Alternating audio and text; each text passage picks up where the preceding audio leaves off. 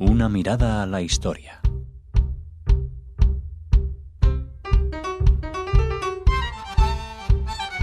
Hola oyentes de Radio Sefarado, hoy tenemos el gusto de contar en el estudio en persona con Adolfo García Ortega. ¿Qué tal? Hola, ¿qué tal? Muy bien. Bueno, él se dedica a muchas cosas, de escribir, de temas del presente, del pasado inmediato, pero hoy vamos a hablar de algo que no has vivido en primera persona, aunque sí estaba ya en vida cuando sucedió esto, de lo que se habla mucho estos días, porque se han cumplido 50 años del mayo del 68, el mayo francés. En esa época éramos niños y aparte, tanto como comentábamos fuera del micrófono, tanto como tú y yo, vivíamos en países donde la onda expansiva de eso tardó en llegar un par de años, o sea que sí, llegó ya después. Nos enteramos. ¿Qué es lo que... ¿Tú recuerdas algo de cuando pasó eso o no? No, efectivamente, yo entonces tenía 10 años. Sí. Y España era mucho más atrasada que todos los países de Europa del momento. O sea que... Bueno, estaban ya en el destape, y sin hablar, ¿no?, de los países del este, vamos, ¿no? El 68... estábamos, un destape muy tímido en el 68. En el 68 sí. No creo que haya mucho destape en España. Pero quizá el destape pasa en el 73... Sí, un poco del tema económico, ¿no? De los pisos. Hombre, sí, precisamente se había venido muy bien al régimen en los años 65, concretamente, ¿no? Sí. No, el 68 en España, el 68 francés, que en realidad también se puede hablar del 68 mundial, porque en realidad sí. Está el icono del mayo del 68, pero está también la primavera de Praga, está lo que pasó en México. Y en Estados Unidos los hippies del 67. Exacto, de Berkeley, todo eso. Y tímidamente también en algunas universidades españolas hubo una reacción. Yo creo que lo que pasa en esos años, como pasa cíclicamente en otros momentos de la historia, algunos recientes, es que hay una generación que necesita protestar. Hay una protesta innata que sale fruto del asentamiento de los poderes establecidos. Uh-huh. Es decir, la generación que descolla en los 68, 67, 69 a nivel mundial en general es una generación que nace después de la guerra, son hijos de la posguerra 100%. Claro, el baby boom de una posguerra que, como se encadena con la Guerra Fría también a nivel mundial, pues genera unos movimientos represores y unos momentos de crisis también, de crisis social, de crisis cultural y de crisis sexual, porque ese fue uno de los factores que se despierta en el 68, exacto. Que tú decías el destape, que se despierta a nivel mundial es el aspecto sexual en todos los sentidos, de reivindicación y de... Bueno, también a nivel científico es cuando empiezan a ver las pastillas, las famosas píldoras anticonceptivas que liberalizan, practicar sexo sin necesidad de estar pensando en la reproducción. En Europa, a nivel católico, digamos, también es la ola de consecuencia del cambio después del Concilio Vaticano II, en la Iglesia Católica, que se produce un cambio radical de la tradición y eso afecta también a la vida de una Europa, en que la religión tenía un papel cultural y había marcado las pautas durante muchos años, ¿no? Muchos siglos incluso. No, yo creo que, decía que yo era un niño y que efectivamente en la España aquella, lo del 68, es muy puntual, pasa en algunas universidades, por ejemplo, te quería decir, en Valladolid, con todo lo que siempre se tiene ese mito de Valladolid tuvo un parón de todo un año en la Universidad de Valladolid, igual que en otras universidades de España, en que se suspendió el curso del 67 al 68. Eso no lo sabía. Es decir, claro, los elementos... En España había un peso enorme de la clandestinidad política, el Partido Comunista, sobre todo, que estaba propiciando, a través de una huelga que había habido unos años antes, y una labor muy de socavamiento de un régimen que se acercaba ya al fin del franquismo, porque Franco ya era mayor, estaba en una edad en la que pocos años después acabaría muriendo. Entonces, el aspecto político tiene un peso mayor que cualquier otro aspecto. Entonces, la ola de protesta que se produce en los años 67, 68 en la Universidad Española tiene una connotación eminentemente política. Los ecos que llegan de Francia, en realidad, se materializan unos años después, que es cuando yo, ya con 17, 18 años, llego en el 75 a Madrid y vivo toda esa época, que fueron 2 o 3 años, de 75 a 78, de una eclosión vital, cultural, política, sexual, alucinante. Eso que se llamó la transición en el terreno político, pero que en realidad fue una transición social, ¿no? Una evolución. Exacto, social, cultural, Big Bang. una liberación. Es cuando el destape de pronto tiene toda su eclosión. Ya venía de unos años antes en los que antes había se enseñaba un desnudo así como de una manera rápida. A partir del año 75, de la muerte de Franco, sobre todo 76, hay una eclosión cinematográfica, cultural. Hay una necesidad loca de conocer un poco al sexo del otro, ¿no? Y lo sé, incluso por mis padres. Mis padres decían, bueno, por fin vemos cosas nuevas, ¿no? Unos años antes, acuérdate el boom que hubo con la película El último tango en París, que había que ir a la frontera a verla, en el año 73. Que la gente viajaba al extranjero para verla. Películas donde se enseñaba una teta. Porque tú ves ahora El último tango y ves que es una crítica social enorme y tal, pero sexualmente no es una película excesivamente comparado con Emanuel, por ejemplo. En esa época también había eso. No, yo creo que en España, y en los países que teníamos esta represión de tantos años de dictadura, la ola del 68 se produce en el 78, o sea, 9, 10 años después, y con las mismas connotaciones del mayo 68, es decir, de liberación, de sentido lúdico de la política y de la vida, sin perder el sentido reivindicativo, porque yo creo que en Francia el sentido reivindicativo tiene un papel, sobre todo más bien cultural, social, incluso de lúdico, es decir, de juego. En la política francesa, como he leído recientemente, en aquellos años estaban aburridos. Entonces aparece el 68 y les reactiva. De Gaulle omnipresente. Era una sociedad rica, más o menos enriquecida, clase media alta, una Francia satisfecha de sí misma de los últimos años y estaba aburrida. Entonces, de pronto, sus jóvenes no se habían dado cuenta y querían otra cosa. Querían, sobre todo, ser ellos mismos y divertirse y reconocer su cuerpo. Hay una cosa ahí de búsqueda del cuerpo, ¿no? Entonces, eso en España pasa esos años después, como te digo, pero tiene esa connotación política. Claro, porque también coincidía con acabar con el régimen de la dictadura y salir a las libertades todas de golpe. Y la formación la formación política, porque yo recuerdo, por ejemplo, en el año 77, 78, la cantidad de revistas que había, algunas de corte marginal o de corte periférico, pero vamos, estaban entre la juventud de todo tipo, de corte anarquista, de corte comunista, de corte socialista, de corte progresista en general, incluso en la época de Triunfo, aquella revista mítica española. Es decir, recuerdo que esas revistas aportaban una educación política a la juventud amplia, de los 20 a los 40 años, por así decir, aportaban una formación política y la iban trufando de valores sociales, de valores... es otra vez, o es el momento en que se empieza a hablar de la homosexualidad como algo natural, no digo de la LGTBI como hay ahora, pero empieza del feminismo. Hay una reivindicación de cosas que no había en España, que ni las olíamos, solamente unos cuantos privilegiados, un poco que iban a Francia, y que en cambio en Francia, el Reino Unido, en los países de la Unión Europea de ese momento, ya eran moneda común y hacía años que estaban siendo lo que formaba su sociedad, ¿no? O sea que son 50 años del mayo francés, pero 40 del mayo español. Son casi. 40 del mayo 41. español. No, es que en realidad España, como sabes, hasta el año 77-78, o sea, cuando ya muere Franco y se genera la transición y se establece la Constitución, hasta entonces España vive en una especie de mundo aislado de la realidad sociopolítica. Es de una castración enorme para varias generaciones. Entonces, todo lo que ha pasado después ha sido un avance enorme para ponernos a la altura de muchas cosas que algunas puede que estén peligrando ahora o que están en crisis o que necesitan, de nuevo, quizá al cabo de 40 años, una nueva transformación.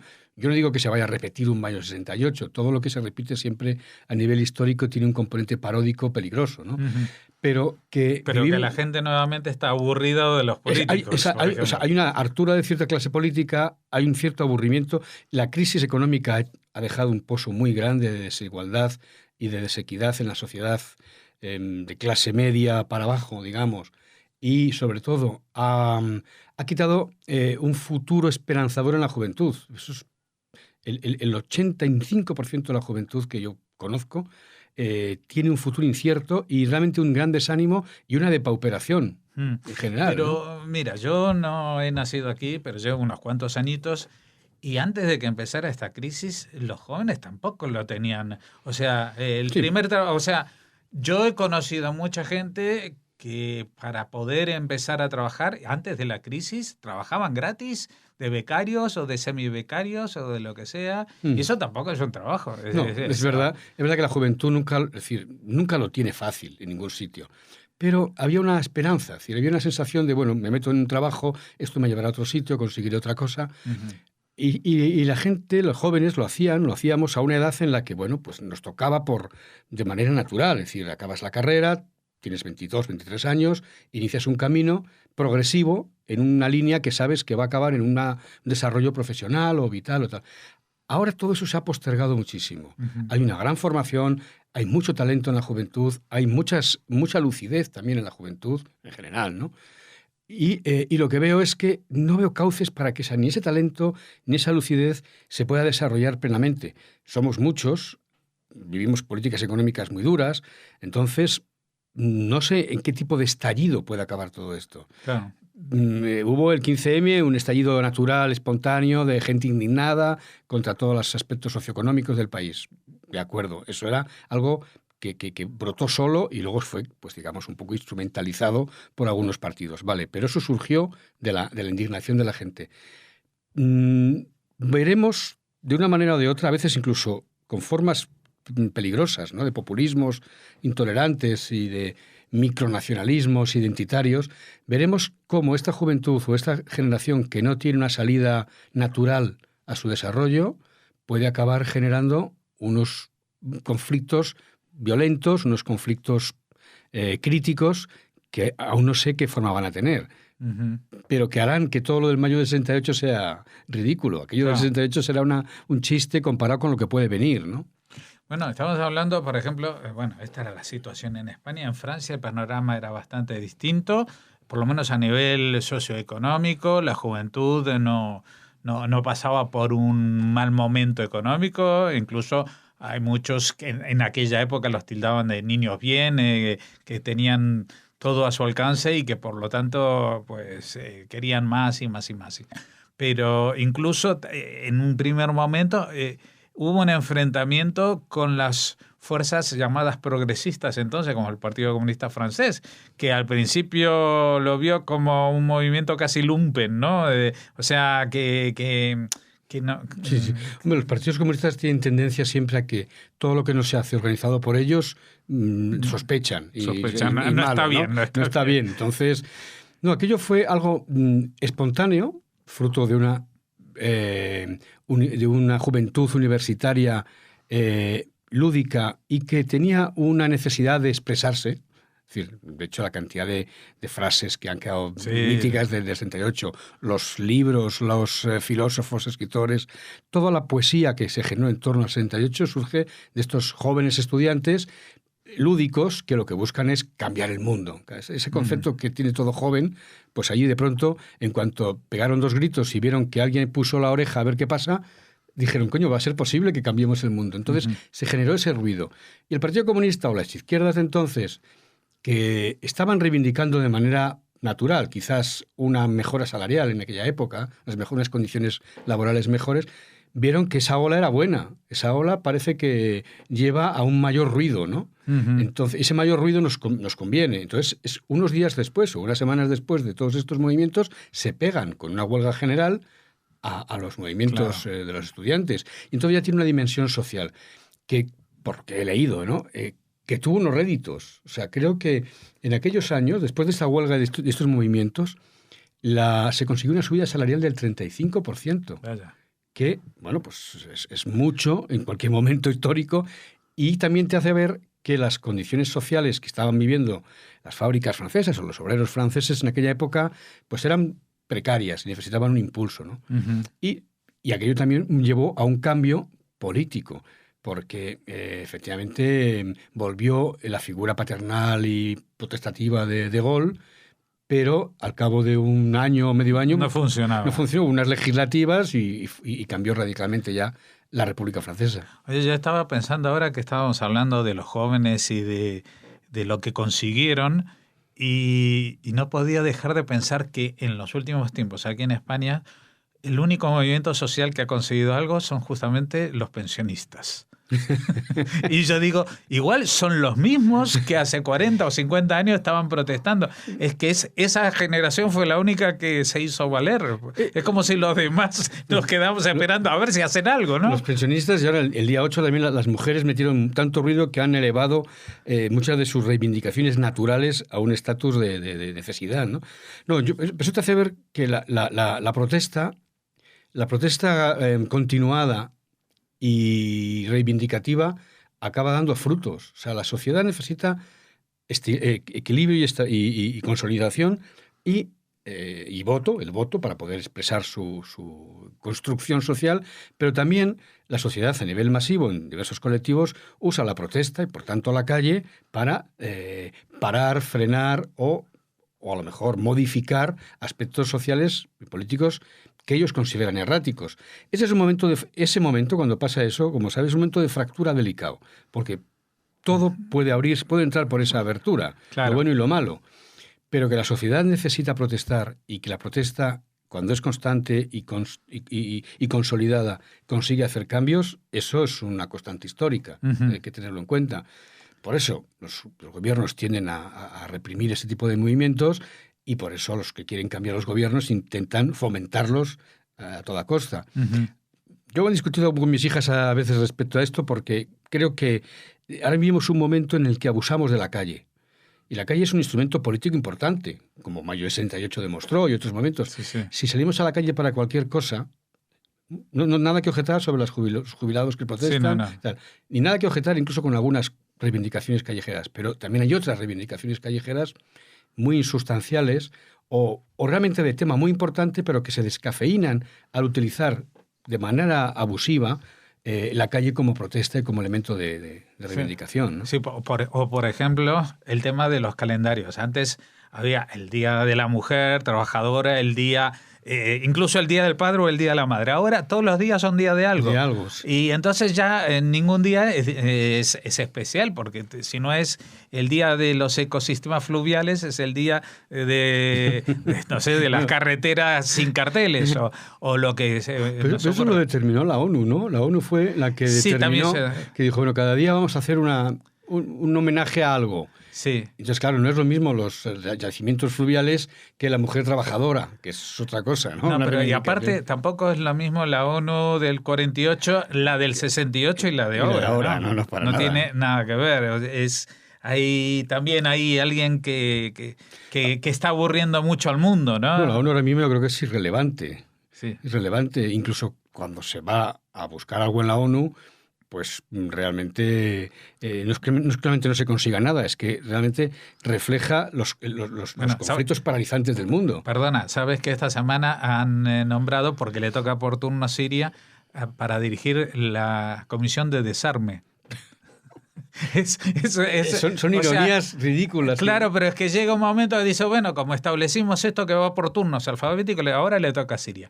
Y entonces, ¿qué pasa? ¿Le vamos a cambiar el nombre a Siria? No. Entonces, ahora, este mes nadie va a hacer nada porque nadie quiere tener trato con Siria justamente sobre el tema del desarme. Durante unos años estuvo Irán llevando la Comisión de Derechos Humanos. Sí, y la Libia de Gaddafi. Libia de Gaddafi, o sea, que son ironías que hacen totalmente irrelevante la ONU y cualquier otra de estas instituciones, ¿no? La pregunta es la siguiente, porque ahora, claro, siempre también tenemos otro tic nuevo, que es el de no solamente los días de, sino las efemérides redondas, que especialmente a los medios nos gustan mucho, 50 años de esto, 100 años de lo otro. 50 años del Mayo francés. Bueno, ha servido para que algunos se enteren de que hubo una cosa que se llamó el Mayo francés, porque me imagino que los chicos en las escuelas saben más del siglo XV y XVI que de lo que pasó a sus padres y abuelos. Seguro. ¿Queda algo de eso? Bueno, es decir, yo creo que dices que los niños en las escuelas, nosotros, que tenemos 60, 50 y tantos, tenemos ese recuerdo mítico del 68.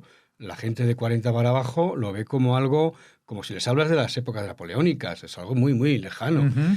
No, yo lo que pasa es que Francia siempre ha sabido muy bien generar sus propios mitos y mantenerlos y venderlos. Sí, hasta el día de hoy. Es el día de hoy. O sea, la iconografía que hay del 68 siempre O sea, es mucha y es la misma. O sea, es ese joven que da los adoquines, el que está enfrentado a la policía, con Bendí hablando, sonriendo al policía y tal. O sea, hay una serie de iconografía del 68, unas canciones, todo, que la gente lo recuerda, o no lo recuerda, sino que lo tiene como un recuerdo, como un objeto mítico. Era Torre Eiffel, en 68, Edith Piaf, es todo lo mismo. Uh-huh. Pero con Bendit ya sigue. Se ha hecho macronista, cosa que no me importa. Sí, no, también está representando a otro país. Esto es interesante porque como él estaba en Francia, pero era... Se fue a Alemania, bueno, era francés, creo que de nacionalidad francesa. O tiene las dos. Las dos porque su madre era alemana, por lo visto. Sí, bueno, pero es gracioso que alguien conocido por el mayo francés esté en el Parlamento alemán. El Parlamento Europeo estaba. No, estaba en el Parlamento Europeo, pero quizá por una votación, un partido alemán. Exacto.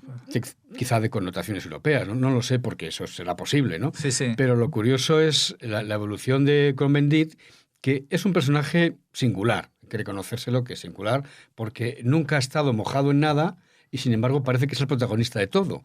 Uh-huh. Ahora tiene una postura política pro Macron decidida, incluso ha hecho un documental. Eso no lo sabía, no lo he seguido de cerca. En Cannes se presentó un documental que ha hecho él y otro 68ista agiográfico de Macron, un documental pro-macronista, ¿no? Total, Macron.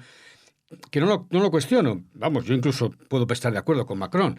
El asunto es que como una figura que es icónica del 68 y que ha conseguido mantener eso durante años sin que, digamos, o sea, él ha sido crítico contra esa imagen, pero nunca la ha renunciado del todo ni ha prohibido que salga su imagen, sino que, por tanto, sigue siendo un protagonista del derecho, acabe hoy por hoy en una postura política tan diferente y bueno, tan diferente y en cierto modo también representando lo que serían una posibilidad de cambio en los tiempos actuales. Los tiempos actuales, los cambios no se pueden dar simplemente con una manifestación. Hace falta una instrumentación posibilista política para que sean reales. Porque lo que sí se ha hecho, creo yo, en estos 50 años es utilizar estas mismas frases de las que hablábamos, el catálogo de frases que nacieron en el 68, sí se han utilizado en la política y sí son las marcas comerciales de algunos políticos o partidos políticos que pueden ser tanto de extrema de izquierda, de derecha o en el centro, ¿no? Como eran tan poéticas, valen para todos, ¿no? Exacto. Pero que sí, por ejemplo, hablando de Cohn-Bendit y otros similares, sí que es cierto que aquella generación dio un tipo de político muy maleable en Francia. Hubo políticos que venían de la izquierda, acabaron en una socialdemocracia y poder acabar en algunos en partidos de derecha, de centro. Pero son políticos que provienen de ahí. En España, los políticos de los socialistas un poco más progresistas de los años 70, 80, no provenían de esa cultura del 68 o tal. Realmente venían de la clandestinidad, en realidad, ¿no? Entonces, seguían siendo... Bueno, yo creo que hay un caso, aunque justamente puede ser la demostración de lo contrario. No me dirás guerra. No, yo te voy a decir Bestringe, que viene desde el profascismo hasta ser un líder de Podemos, la izquierda, de Podemos. Está casi en Podemos, ¿no? Exacto, anarcobolchevismo, no sé cómo lo llama él, pero ha pasado por todas. Ha pasado desde el PP o el equivalente hoy a Vox, el PP, el centro... No, es decir, vamos a ver, Bestringe proviene de Fuerza Nueva. O sea, Vox es nada, Vox es el centro comparado con... Claro, procede de algo muy, muy facha de aquella época y efectivamente ahora está muy lejos. Es un caso curioso, un caso atípico. Y tampoco que tiene un peso No tiene un peso realmente, pero a mí esa evolución le da un toque simpático y provocador. O sea, a mí, no es que sea un salto de media evolución, ni lo conozco personalmente, pero esa evolución tan radical... por lo menos me causa una perplejidad de decir, bueno, este personaje, ¿cómo puedes cambiar tanto? A no ser que seas un tipo extravagante y en ese cambio aportes cosas positivas, no sé cuáles, ¿no? Pero, no, aquí en España la evolución de los políticos, cuando evolucionaban, porque luego se encasquillaron en una especie de hacer caja permanente, no tenían ese elemento 68ista, poético, lírico. tenían otros factores, pero no ese, ¿no? En cambio, los franceses sí. Los franceses generaron una clase política que culmina con los gobiernos de Mitterrand, que todos venían más o menos de ese 68ismo, ¿no? Uh-huh. Eso también habla de que, a pesar de que dentro del pensamiento progresista no se trata de evitar los encasillamientos, pues es que es muy diferente ser un francés que ser un español, ¿eh? Aunque bueno, no tiene nada que ver. Eso ha sido siempre así desde 1808. O sea, vamos a ver, estamos en Europa, está bien que los Pirineos no se acaban aquí, pero es que no tiene nada que ver. O sea, los franceses son capaces de creerse la repera, incluso... Sí, pero yo lo admiro eso. O sea, sí, Francia es un país... Porque España es todo lo contrario. España es un país autodestructivo que no es capaz de ponerse la letra del himno durante siglos. Y mira qué pasa con Cataluña, País Vasco. Es decir, hay una... Incluso entre los españoles permanentemente estamos, incluso las familias, debatiendo cainitamente. No, yo siempre he dicho... Me gusta Francia y tal. Yo siempre he dicho que en el 1808, con Napoleón y todo eso, tuvimos la oportunidad de ser franceses y la perdimos. Ahí perdimos una oportunidad histórica. Sí. Pero Francia consigue siempre que, teniendo una lengua que habla mucha gente, pero todos franceses los que la hablan, siendo un país, digamos, que a veces pierde la conexión con el resto del concierto mundial, acaba siendo protagonista siempre, y la clave es su identidad y su cultura. O sea, tiene un concepto identitario unificado y tiene la cultura como un valor nacional. Todo lo contrario de España. España, la cultura irradia una seguridad en sí mismo que no está basada en nada real. O sea, por ejemplo, no es que justamente sea un buen ejemplo, pero... cuando hay alguna historia belicista, ellos se apuntan como si fueran un ejército decisivo. Se van ahí a Mali o a Toman Afganistán. Iniciativas de gendarme del mundo, de alguna manera. Sí, cuando en realidad no tiene ningún peso determinante su ejército. O en las polémicas en petit comité en Europa... pues aunque esté hablando allí Rusia y Alemania, que son mucho más grandes, pues Francia tiene que estar siempre, sí o sí. Sí, tiene un alta estima de sí mismo, desde luego. Sí. Todo lo contrario que tenemos en España. Exacto. Bueno, el mayo del 68, 50 años después, llegamos, incluso aquí en España lo hacemos casi en junio, porque para seguir con esta tradición de que reaccionamos un poco lento, por lo menos en Radio Sefarad. No, te diría una cosa, es decir, si el mayo del 68 en vez de ser francés hubiera sido español, no estaríamos celebrándolo. No sería... No diríamos aquella cosa que pasó, uno que se protestaron. Que pasó antes de junio. Sí, antes de junio, sin más, ¿no? Exacto. Pues aquí hablando del 68 de forma muy informal, pero muy formativa, con Adolfo García Ortega. Muchas gracias, nos hemos divertido, lo hemos pasado muy bien hablando contigo. Gracias a ti.